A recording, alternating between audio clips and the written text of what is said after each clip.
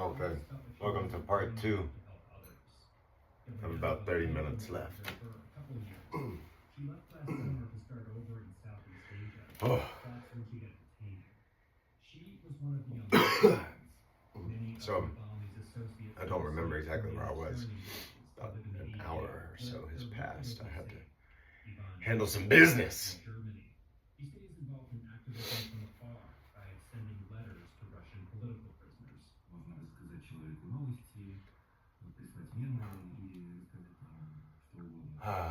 He says activists write them letters about what happened in the news, send them funny memes, or just describe ordinary moments outside prison, like taking a walk and stopping to pet a cat. Drobotov says writing these letters, it's an act of resistance. Listen to Austin. Legal in Russia. They're talking about Russia. Talking about somebody in Russia. They found in the EU. But starting over, losing the work you love, it is still rough. Evgeny Karpov worked in Navalny's regional. Russia's big and cold. He has 2 children in Russia from his first marriage, and he doesn't know when or if they'll be able to get visas to visit them. Везде очень остро чувствуется одиночество, везде очень остро чувствуется. He says lots of activists who had to leave Russia would feel this loneliness. You just want to go home. And that absence you constantly feel, that is the hardest part, he says. Many are making the best of it, though, raising money and finding donations to create online content about issues like corruption in Russia. They post videos on YouTube and Instagram, providing Russians with an alternative to Kremlin-controlled propaganda. So we have our propaganda machine reporting on Kremlin propaganda. Likens the corruption of Russian officials to the movie Groundhog Day. A clip from the film shows a young. Now, this particular program is funded by the federal income tax, man. You talk about crime. Reporting on Russian propaganda. Like, what? Nothing ever changes. Chavikin used to be the associate director of Navalny's office. Nothing ever changes. Chavikin says although he and many other Russians. He said this is what it's like living in Putin's Russia. Nothing ever changes. It's like, you have to accept the Johnny Burr ride, you know. It's a Johnny Burr ride, and you don't get to. We're barreling through space right now, just like flying. Like, you don't have to be on water to be surfing. Like, you can surf from anywhere. Like, you can just ride, you know, just ride, just stand up and ride for a little while. Like,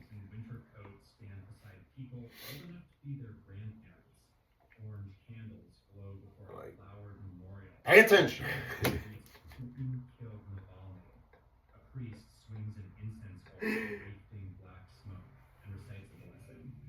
Oh, man.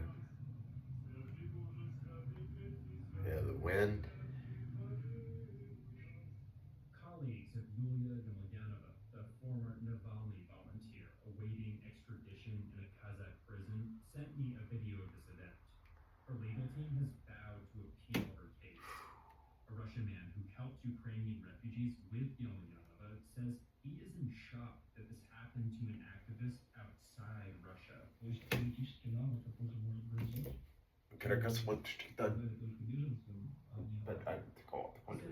theory, any of us could be targeted for helping Ukrainians. 2 years ago this week, the Russian government killed Navalny to stop the opposition, but his associates are still fighting. So far, neither side is backing down. For the world, I'm Levi Bridges. I said, yeah, I speak French. But,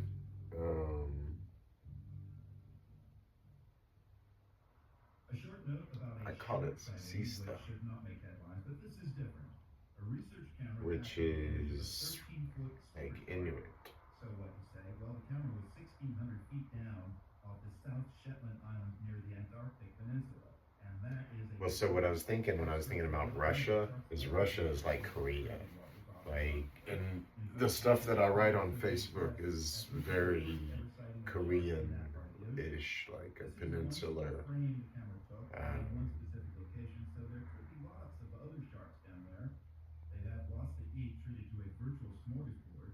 Carcasses of whales, a giant lot of whales, times when you see and like the other Korean marine War, wildlife you'll escaped see from it spelled in all caps. Like that's a real.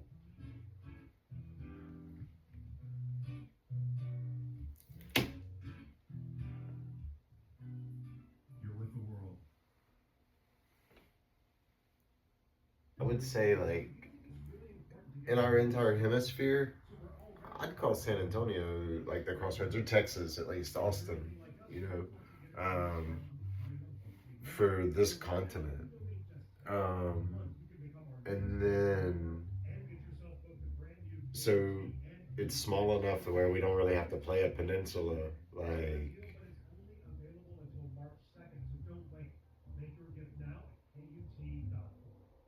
Whereas Offering personalized art support fittings to help individuals Asia, bodies from the ground up. Africa's like all one with Art support experts. South Korea, I imagine. 77 degrees and mostly cloudy in Austin, but we're expecting a mostly sunny Um, high of 83. Africa has like, You're listening to The World on KET News 90.5. I don't know, I haven't been to Africa, so, but This is The World. I'm Marco Werman.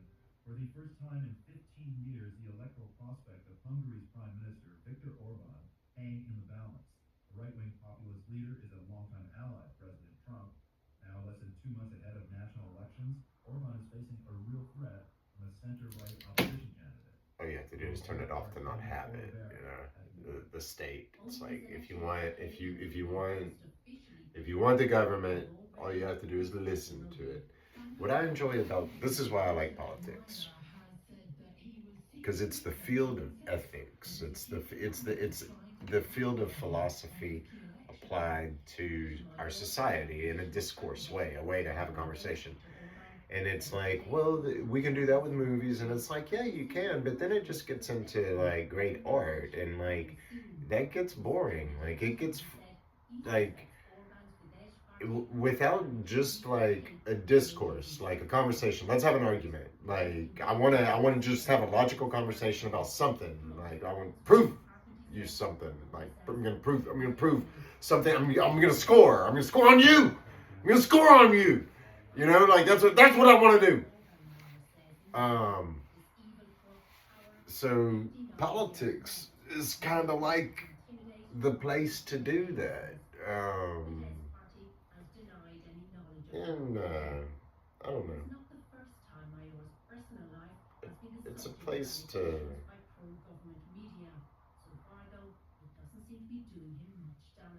He's a very talented politician. He's a charismatic politician. He has a lot of skill.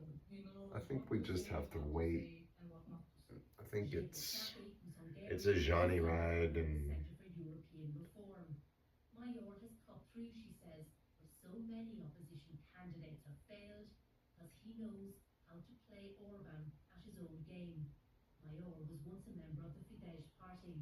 We were being actually in Brussels under the Fidesz government at some point. Brussels. He was the ex-husband of the former justice minister, so he knows that Brussels, circle very Spain. well. Brussels, And he France, I wants to believe. see this as an advantage. I believe Brussels is France. Has focused mainly on Hungary's economy, which is struggling Um, with corruption. The European Union has withheld billions of funds from Hungary in recent years, citing concerns about corruption and the independence of the judiciary.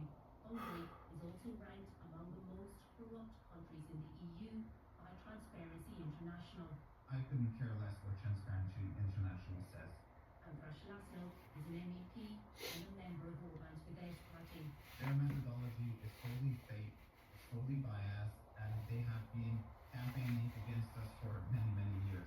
Laszlo says corruption isn't as much of an issue for Hungarian voters as the opposition wishes it was. The big issue, according to his party leader, Viktor Orban, is the war in Ukraine. my liberty shouldn't require tax. The most important dilemma Hungarians face in the next 4 years will be the question of war, Orban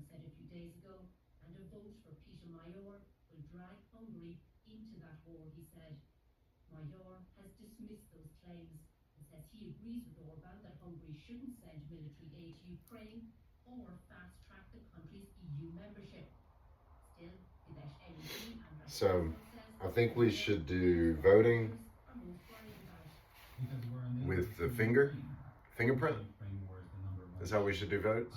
In Hungary, it impacts us When- very And so you have to put your fingerprint on the vote, and that's how we just determine that you only voted once. There's no, I mean, you can't get in trouble for voting. And it's not public as far as like a name goes. There's no name attached to it. They just scan it to make sure that the fingerprint only showed up one time. So you fingerprint on the vote, open up voting to 10-year-olds from age 10 up, and then have the girls have to be topless. Everybody who's elected, if she's elected, she has to be topless, and everybody from age 10 up gets to vote for which girl they want to represent them in the peace party. Because of Hungary's electoral law and electoral system, experts estimate that the opposition would have to get around 3 to 5 percentage points. And we'll do it first. We'll be the first ones to do it. We'll show everybody else how to do it. It'll be so great. We'll start this year. It'll be the 2026 revolution. We'll get it done in time for the 2028 presidential election. Like, it'll just be like, we'll be able to vote out the whole house. All of them. Like, we just like everybody in the whole thing. We just won't. It'll be so funny. It'll be so funny. If we can wait that long. I don't know if we can. Yeah, so I think that this is like our training ground.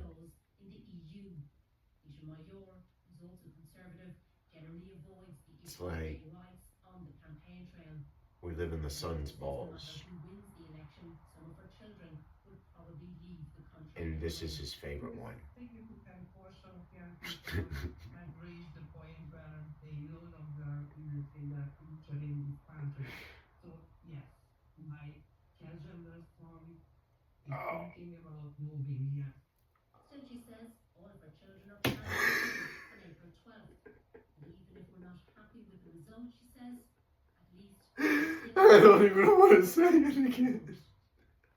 for the world, I'm all Barry. I'm so ashamed.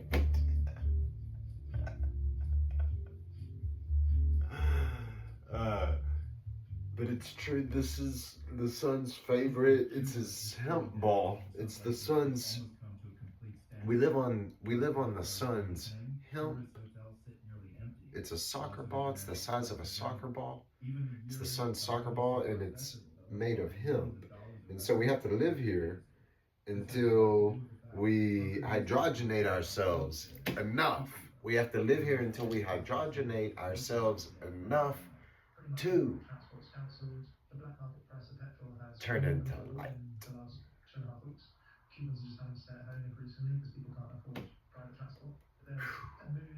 But I like it here so much that I'm trying to get off of Aviator.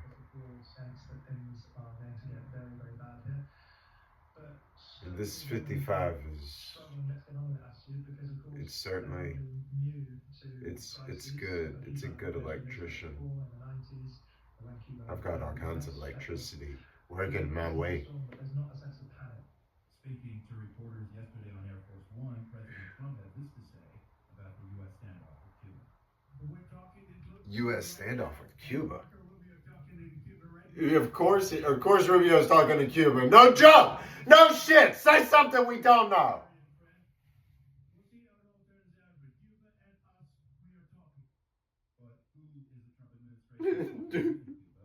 He said Dubai or us.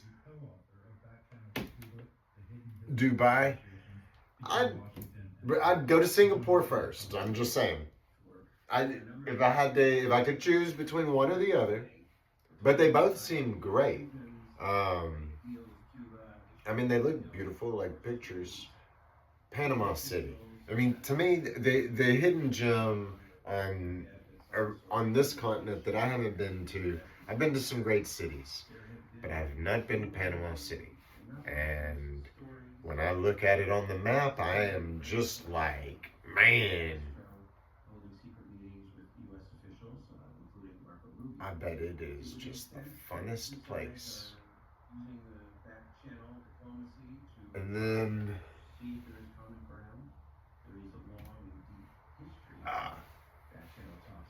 I forget what they were talking about. They were talking about Dubai. Yeah, Singapore. Singapore's super clean.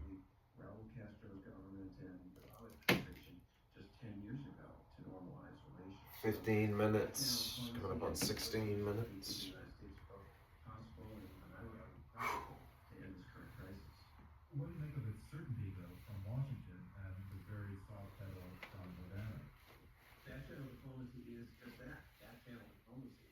Sensitive Oh my goodness. out of the public eye so that the two sides have the most latitude to discuss things without the pressure, particularly from the Yeah, so no zoning.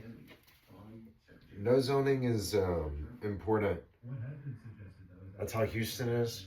And what no zoning is it means that not usually how things are you can turn your house into a business.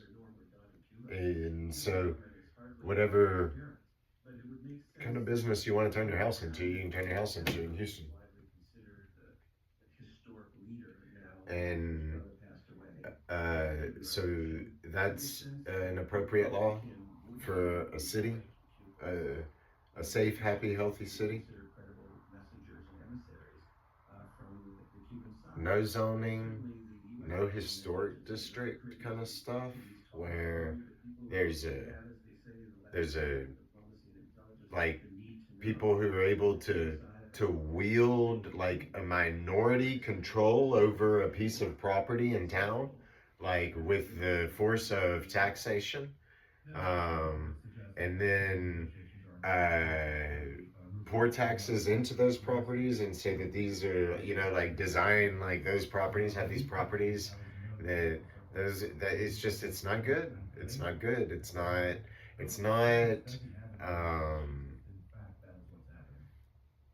never heard of him having any experience in negotiating. it's not Talks are conducted at different levels.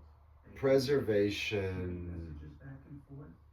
In the case of Government Obama, he had two is MSNBCs only allowed to preserve liberty. son of Raul Castro.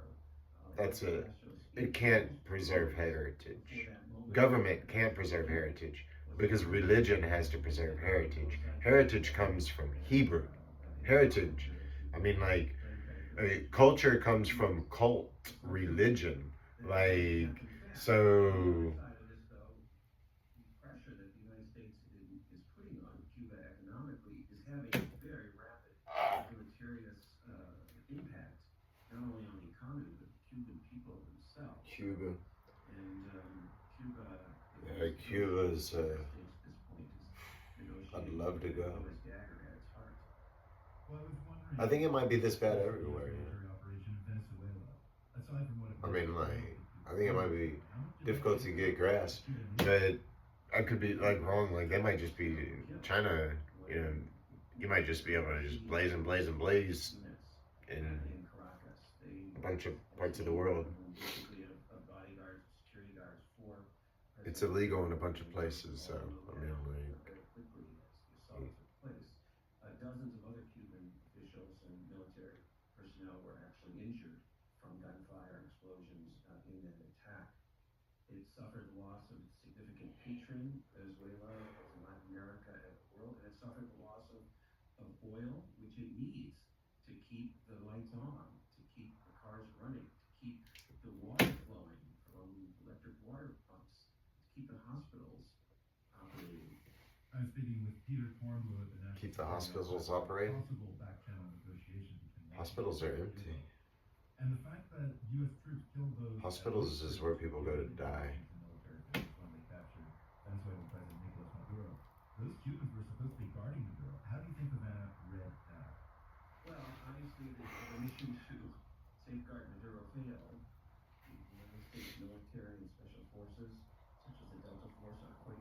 So a lot of this is coming out of Oklahoma City and Pucell Cellar. So Brandy is gonna animal it soon. Like, it shouldn't take long. Like, it's like get the regulators, trade air. They trade air measures in seconds. Like music measures air, and like air waves and air like in the vacuum thing. And I think they understand that Yep, yep, yep. is not into ideology. He doesn't really care what the system of government is in Cuba. What he really cares about is economic openings and investment opportunities for his friends in the Cuban American community and for his own organization, the Trump organization. Legalize it, legalize it. It's just like, it's the only thing chant about Cuba. You gotta legalize it, legalize it, legalize it. Should be able to do trade, should be able to do. Cuba might be like totally free. I haven't been. I know that you can go from Mexico. So if you want to go, you can go to Mexico and go to a travel agent and tell them that you want to go to Cuba and you heard that they sell paperwork, and they'll get you some paperwork so you can go to Cuba from Mexico, and then you just go back to Mexico, and then you go back to the United States, and when you get back to the United States, all they see on your passport is that you went to Mexico. You go to Mexico, then buy a ticket to Cuba from Mexico. But you have to buy the paperwork too. But I hear that if you just go to like a travel agent, which they have travel agents, these things are on the streets in Mexico and in Latin America and a lot of places. They have change. You can change dollars. They have a currency business on the street where you can just go like change money. So that's good. You can like change from one currency to another. Like everywhere south of here, like pretty much has like that. Well, at least South America, I don't know South America, but definitely like Mexico does. And nobody's gonna want to go to Mexico, I guess. Not until, I mean, until they privatize Pemex, like. So, but you know, if you're an adventurous youth, go to Mexico, and then you can go to Cuba, and then you can go from Cuba back to Mexico, and then back to the United States. Which to me sounded like a really good time. And I would love to go to all of Cuba, but Santiago de Cuba and to Port-au-Prince, like see both sides of the Straits of Hormuz. Like, go by boat. Just like watching traffic, man. I mean, they just chill. They just like, just like chilling, watching traffic all day long.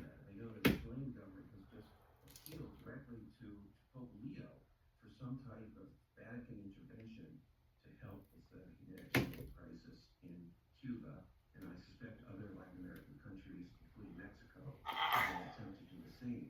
But you know, the situation is deteriorating quickly in Cuba. It's important that the U.S.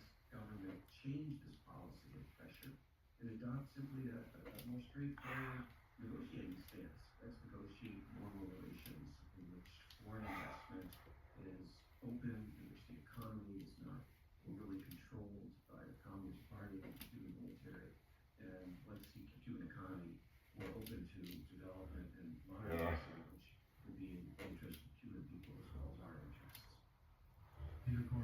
The opium epidemic is what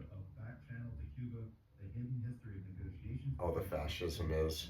And what the opium epidemic is it comes from the coca plant and the poppy plant.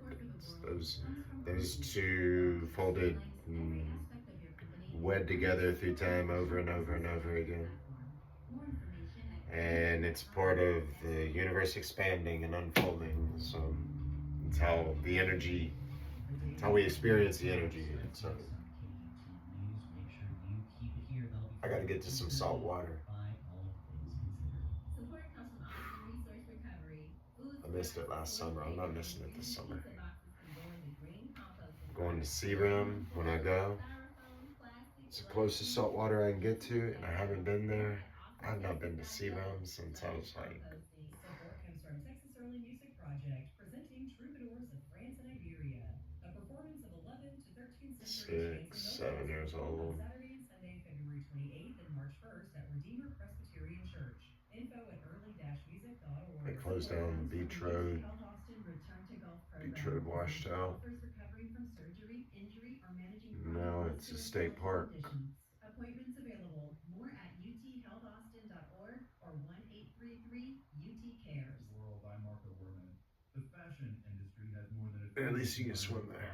In Europe, the annual emissions But from I could destroying go. coastal I've never been to Holly inventories Beach. I could go check out overall Holly emissions Beach. of the nation of Sweden. Many countries in That's the global Louisiana. north get rid of their textile waste by shipping it to the global south. I really like the other side of Barbara Pino, the Mississippi. is like dumping a full garbage truck. Gulf Shores. I want to go to Gulf Shores. I haven't been to Gulf Shores, and I like Destin. Destin's nice. All of the Florida, the Gulf side of Florida is just like just go chill in a bathtub is what it is. I mean, it is so nice. To understand how much unsold things, it can be a little bit tricky because maybe, for example, Go there are some heal. things that goes to the second market, or for example, are going to be donations. So that part are not really defined in this new policy. So what does it actually mean in this context to be destroyed, with this inventory getting destroyed? Is it actually being burned or shredded or sent to a dump? There's both, okay, but most of the time finish in landfills in the global south, like in Chile, Desierto de Atacama, or for example in Kenya or in Ghana at Kathmandu. Are you saying that excess clothing is dumped in the Atacama Desert?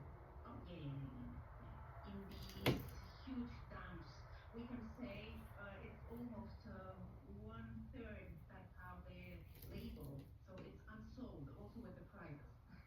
So, and somehow the problem is that the global north keep the value by creating the meaning of fashion, okay? And the global south absorbs the pollution that are the waste that are becoming to the other places in the world. Right, so now with this new rule in the EU. The autoplex. Okay, so fashion is what they're like talking to the. Okay, so the North. How much they produce, but this is something that it's not really. The problem is that we are focusing in the unsold things, not in how much you produce. So overproduction is going to still be a problem, and Overproduction's a problem. like how we are going to Okay, track the North. what's going to happen with that clothes. The North is fashion, and the South is autoplex, is what she called it. There is not really like a technical way to say to. Like that's what governs the economy. Those are the top. So, what autoplex is all autoplex is hemp. So all of the hemp industry is autoplex because metal. That's where metal comes from, and the clothing is cotton. So there's cotton and hemp. Those are the two, like the big ones. That there's a to her, economic expertise, but she's French intellectual school, Linhut school. The Annals, the School of the Annals is an intellectual. Or kinds of retailers, do you see this? It's French intellectualism. Okay, the most, this is a good thing, for example, that the law has. It's like, first of all, it's main focus in the large companies. And they are the most that are producing unsold products like H&M, Shein, Zara, and all that fast fashion So the fascists, right? The fascists are producing like a whole bunch of product, a lot of clothes. They're just like mass producing a whole bunch of clothes, and they're mass producing a whole bunch of automobiles. And it's to keep like workers going and everything going, and like there's nothing for us to do but to kick back and enjoy all of the abundance. And so they create the education institution and this like wheel for us to go into, and these tests and these hours and these expectations and all of this stuff. And all of it's to keep this mass production of clothing and automobiles. Well, indeed, I mean, fast fashion for labels and retailers like H&M and Shein is kind of like betting on all the That's numbers an on interesting. on a single color or hue or design for the season. How will this affect companies trying to plan their manufacturing? A bunch of people teach about cotton, you know. I mean, they really teach cotton like big. Cotton gets CB cotton, and then you've got the Silk Road, right? So both of those are stories about the South, is the way that they're told. In the North, they're told as a story about the South, and in Asia, they're told about the story of the Silk Road, which the North Road is the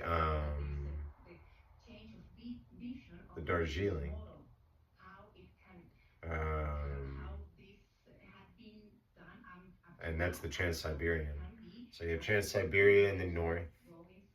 We have the Baltimore Oriole in the north. Barbara Pino is a professor at the And in the south, they have the Silk Road. And we have Interstate 10, or the Southern Pacific Railroad. So we have Autoplex, and they have clothing, just mass produced, way too much, tons and tons of. That's why you can get so much cheap clothes from Asia, because it's just like, man, that's a joke. Yeah, I'm telling you, Toshi packs up Levi's to take home to Japan. That's gotta be a joke. That's such a joke. That is, oh my gosh. Chancho gets a hold of Toshi. No way. Brandy got a hold of Toshi. Toshi went home with a suitcase full of Levi's because he said that Levi's are super expensive in Japan. Which I suppose could be the case. I mean, like maybe, yeah, I mean, like Levi's are from this continent, so.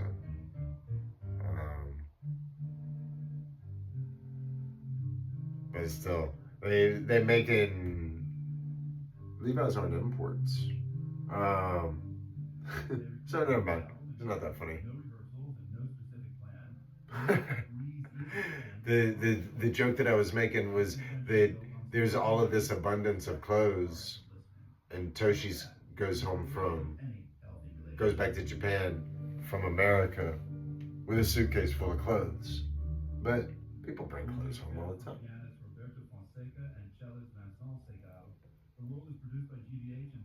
Oh, that's it.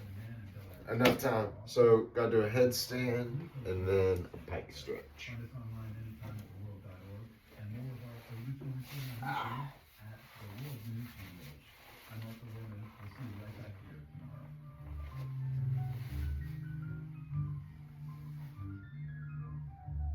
The world is supported by the Carnegie Corporation of New York, working to reduce political polarization through philanthropic support for education, democracy, and peace. More information at carnegie.org. By the Lumina Foundation, committed to a fair, universal system for learning beyond high school that offers every American the chance for a better life. LuminaFoundation.org. By the PRX Ambassador Council, whose members include Judy Piggott, the Google Family Foundation, the Schmidt Family Foundation, and Gavin Stretch. The World's theme music is composed by Ned Porter. The World is a co-production of GBH Boston and PRX.